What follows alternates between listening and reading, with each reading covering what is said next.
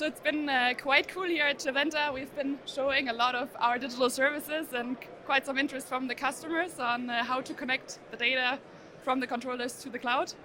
But maybe Robert, you could tell a little bit about how that integration has been working and what the key aspects have been there from our side. Yeah, thanks, Natalie. Robert from Product Management of Electronic Controls.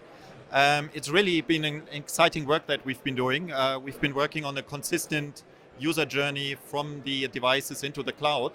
And we've been looking into a seamless integration there, that we are getting the data into the cloud digital services. So that's making the life then easier for us to work and offer advanced services for Natalie.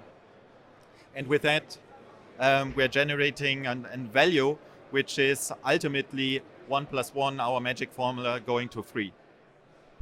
Yeah, exactly. And that helps us, of course, with then the more advanced services, predictive maintenance. If we are able to integrate the data from the controllers, have a deep integration, then of course, as you can see also in the portal, if we show here, it's quite integrated to the stores. You can see exactly where is there some data points not collected. We can go into predicting how some of the activities in the store are performing and what the condition is there.